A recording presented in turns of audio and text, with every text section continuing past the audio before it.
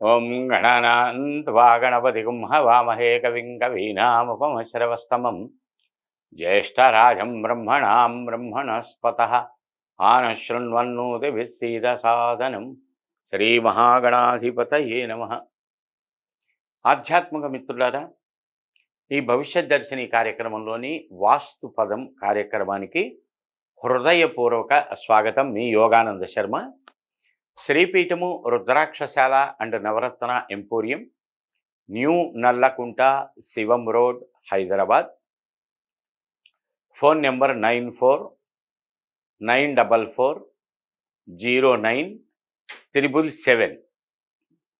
Since 1990 reach your destination. ఆధ్యాత్మిక మిత్రులారా, ఈరోజు భవిష్యత్ దర్శిని కార్యక్రమంలోని వాస్తు పదం కార్యక్రమానికి హృదయపూర్వక స్వాగతం.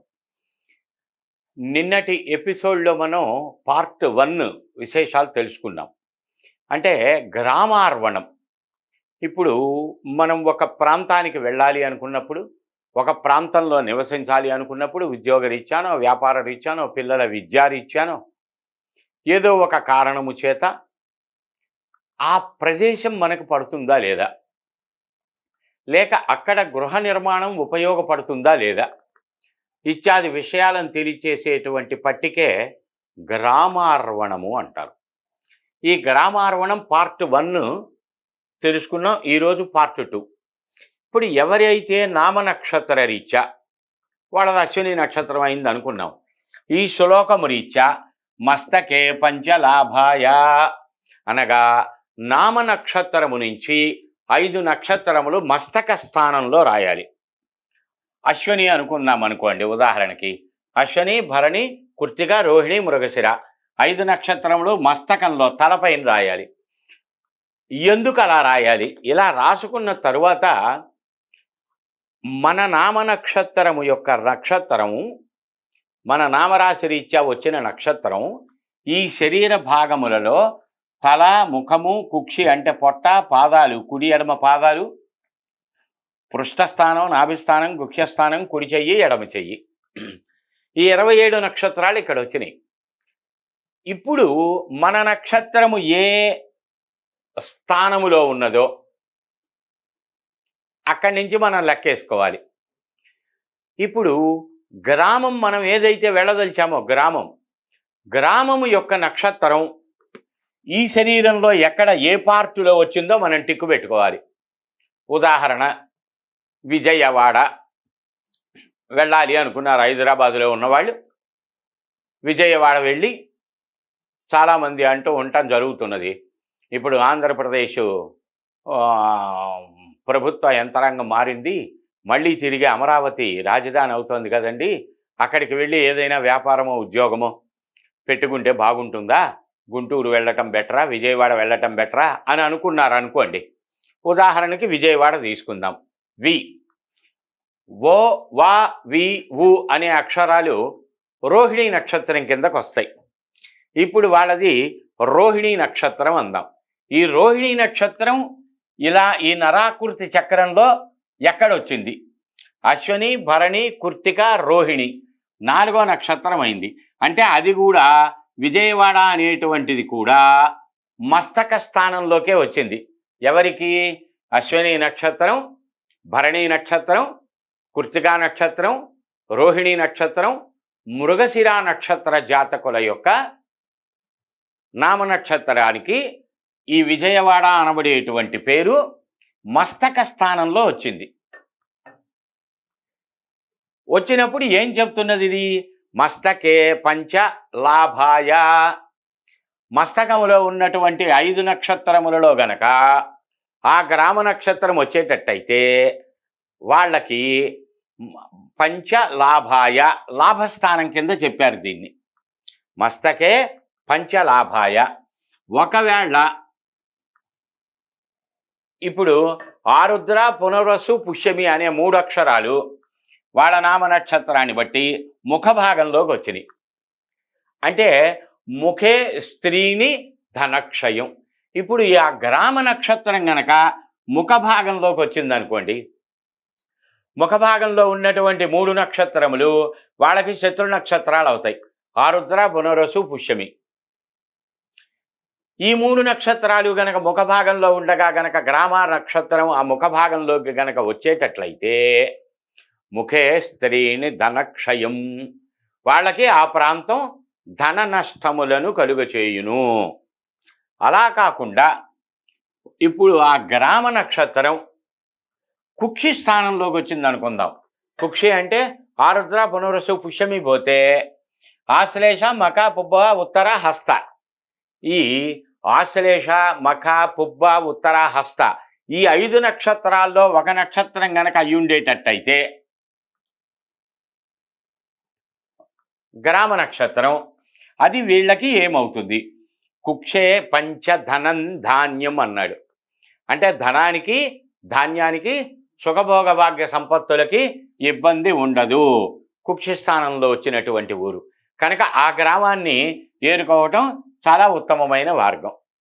సరే, కుడి పాదంలోనో ఎడం పాదంలోనో అనగా చిత్తా, స్వాతి, విశాఖ, అనురాధ, జ్యేష్ఠ, మూల. చిత్తా, స్వాతి, విశాఖ కుడి పాదం, అనురాధ, జ్యేష్ఠ, మూల ఎడమ పాదం. షట్ పాదే స్త్రీ దరిద్రత అన్నాడు. అంటే మొదట స్త్రీ చెప్పి 2 దరిద్రం చెప్పాడు గనక కుడి పాదంలో 3 అక్షరాలు కనుక వచ్చేటైతే స్త్రీకి సంబంధించబడినటువంటి ఇబ్బంది. స్త్రీలకు అనారోగ్యం కలగచ్చు, లేకపోతే ఆ ఇంట్లో ఉన్న స్త్రీలకు వివాహం జరగకపోవచ్చు, వివాహం జరిగి విఘ్నాలు జరగవచ్చు, వివాహేతర సంబంధముల ద్వారా అపఖ్యాతులు, అవమానాలు, ఇబ్బందులు పడవచ్చు. వాటెవర్. ఒకవేళ ఎడమ పాదంలో 3 అక్షరాలు అనగా ఇక్కడ చిత్తా, స్వాతి, విశాఖ, అనురాధ, జ్యేష్ఠ, మూల. చిత్తా, స్వాతి, విశాఖ అయితేనేమో కుడి పాదం, అనురాధ, జ్యేష్ఠ, మూల అయితే ఎడమ పాదం. ఎడమ పాదంలో ఉన్న 3 అక్షరాల్లో కనుక ఆ గ్రామార్వణ నక్షత్రం కనుక పడేటట్టయితే గ్రామ నక్షత్రం స్త్రీ దరిద్రత అన్నాడు. దరిద్రం చుట్టుకుంటుంది. కోటీశ్వరుడైన భిక్షాధికారిగా మారిపోయేటువంటి దుర్బల పరిస్థితులు ఎన్నో చూశాం. ఒకానొక సందర్భంలో తమిళనాడులో చాలా పెద్ద సంస్థ నల్లీ సిల్క్స్ అని, విజయవాడలో రంగా గారు హత్య గావించబడిన తరువాత జరిగిన అల్లర్లలో చాలా సంస్థలు దెబ్బతిన్నాయి. ఆ దెబ్బతిన్న ఒక సంస్థ మళ్ళీ రీమేక్ చేసి నల్లీ సిల్క్స్ అని తీసుకొచ్చి అక్కడ పెట్టారు. చాలా స్వల్పకాలమే నడిచింది. విపరీతమైనటువంటి నష్టములతోటి అది వెళ్ళిపోయింది, తీసేశారు. కారణం ఏమిటి అంటే తమిళనాడు సాంప్రదాయంలో కట్టే వస్త్రాలు కానీ, ఇతరత్ర రేట్లు కావచ్చు, వస్త్రములు కావచ్చు, ఆ సమయంలో పొటెన్షియల్గా కృష్ణా, గుంటూరు జిల్లాలు ఆర్థిక సంబంధమైన బలవత్తరమైనటువంటి ప్రదేశాలు అయ్యున్నా కూడా ధారాళంగా సిటీలో ఖర్చు పెట్టినట్లుగా, ధారాళంగా రూపాయి బయటికి తీసి ఖర్చు పెట్టేంత మెచ్యూరిటీ ఇంకా ఆ ఏరియాస్కి అప్పట్లో అవ్వలేదు. ఆ కారణం చేత అది బాగా నష్టపోవటం జరిగింది. చూడండి, వాళ్ళది నల్లీ సిల్క్స్ అంటే నకారం, అనురాధ నక్షత్రం. అది ఎక్కడ పడింది అనేది తర్వాత తెలుసుకుందాం. ఎగ్జాంపుల్, ఈ 2 పాదములలో గనక ఆ నక్షత్రములు పడేటట్లయితే స్త్రీ దరిద్రత, స్త్రీకి సంబంధించబడిన దరిద్రానికి సంబంధించబడిన ఇబ్బందులు ఎదురుపడేటువంటి అవకాశాలు ఉంటాయి. ఒకవేళ ఈ గ్రామార్వణ నక్షత్రం ఈ జాతకులకి నాభిస్థానంలో బొడ్డు ఉన్న ప్రదేశంలో పడింది అనుకుందాం. ఉత్తరాభాద్ర, ఉత్తరాషాఢ, శ్రవణం, ధనిష్, ఇది చెప్పుకోలేదు మనం. పృష్టం, పాదం 6 చెప్పుకున్నాం. పృష్టే చైకం భయం. పృష్ఠస్థానంలో గనక పడేటట్లయితే కటి ప్రదేశానికి దిగువ పిరుల భాగం ఉన్నటువంటిది, పిరుదులు ఉన్నటువంటి ప్రదేశం పృష్టం. పృష్టంలో పూర్వాషాఢ నక్షత్రం ఒకటి వచ్చింది. అది గనక గ్రామార్వణ నక్షత్రం గనక అయ్యేటట్టయితే ఇబ్బందులు, కష్టములు ఎదుర్కొనవలసి ఉంటుంది. ఇక గ్రామార్వణ నక్షత్రం వీళ్ళకి సంబంధించిన ఈ పేరు కలిగినటువంటి వాళ్ళకి నాభిస్థానంలో వస్తే, నాభిలో 4 అక్షరాలు వస్తున్నాయి. ఉత్తరాషాఢ, శ్రవణం, ధనిష్ట, శతభిషం. ఈ ఉత్తరాషాఢ, శ్రవణం, ధనిష్ట, శతభిషంలో గనక అది పడ్డట్టయితే గ్రామార్వణ నక్షత్రం నాభౌ చత్తవారి సంపద, నాభిలో ఉన్నటువంటి 4 నక్షత్రములలో పడేటట్టయితే సంపదలు అనబడేటువంటివి ఆ జాతకులు పొందగలిగేటువంటి అవకాశాలు ఉంటాయి. ఇక్కడ ఉన్నటువంటి వాళ్ళు, కేరళలో ఉన్నటువంటి వాళ్ళు ప్రతి ఒక్కడు గతంలో, ఇప్పుడు ప్రతి ఒక్కళ్ళు పెట్టేస్తున్నారు. గత కాలంలో మా చిన్నతనం చదువుకునే సమయాలలో ఎక్కడ టీ స్టాల్ ఉన్నా వాడు కేరళ వాడే. కేరళ వాళ్ళంతా ఆంధ్ర వచ్చి టీ స్టాల్స్ పెట్టుకొని బ్రహ్మాండంగా బతికారు. వాడికి కలిసి వచ్చింది. మన వాళ్ళు అనేక మంది బెంగళూరు వెళ్ళి పెద్ద పెద్ద హోటల్స్ పెట్టి, లేకపోతే తమిళనాడు వెళ్ళి ఆంధ్ర మీల్స్ అని పెద్ద పెద్ద హోటల్స్ పెట్టి లాభపడుతున్న వాళ్ళు ఉన్నారు, నష్టపోయి తీసేసినటువంటి వాళ్ళు ఉన్నారు. నాభౌ చెత్తవారి సంపద, ఆ నాభిస్థానంలో కనుక పడేటట్టయితే సంపదలు అనబడేటువంటివి వాళ్ళు పొందగలుగుతారు. అలా కాకుండా నాభిస్థానం కాకుండా గుహ్యే చైకం, మలమూత్ర విసర్జన స్థానం, గుహ్య స్థానంలో పూర్వాభాద్ర నక్షత్రం ఒక్కటి వచ్చింది. గుహ్యే చైకం భయం పీడ, భయము, పీడ, దరిద్రము, కష్టాలు, నష్టాలు చుట్టుకుంటాయి అని. అలా కాకుండా కుడి చేతిలో ఒకనో లేక ఎడమ చేతిలో ఒకటో పడింది అనుకోండి, అంటే ఉత్తరాభాద్ర అయితే కుడి చెయ్యి, రేవతి నక్షత్రం అయితే ఎడమ చెయ్యి. హస్తే చైకం క్రందనం అన్నాడు, అనగా కుడి చేతిలో కనుక ఆ నక్షత్రం పడేటట్టయితే ఉత్తరాభాద్ర నక్షత్రం క్రందనం, అనుక్షణం ఏడుపులే. ఎవడో పోయాడని ఏడుపు, ఎవడో వచ్చాడని ఏడుపు, పెళ్ళి అవలేదని ఏడుపు, పెళ్ళై గొడవలు అవుతున్నాయి అని ఏడుపు, వ్యాపారం కలిసి రాలేదని ఏడుపు, వ్యాపారం కలిసి వస్తే అప్పులు పడ్డాయి అనే ఏడుపు, అప్పులు ఇచ్చినవి తిరిగి రాలేదనే ఏడుపు, అప్పులు ఇస్తే తీర్చలేదనే ఏడుపు, ఏదో ఒక క్రందనం ఆ ఇంట్లో ఏడుపుకి సంబంధించబడిన లక్షణములు నడుస్తాయి. ఎడమ చేతిలో పెడితే కరవు భేదవు అన్నాడు, అదే ఇక్కడ కూడా ఇబ్బందినే కలగజేస్తుంది. కనుక ఇలా చూసుకోవాలి. దీన్ని నరాకృతి చక్రము అంటారు.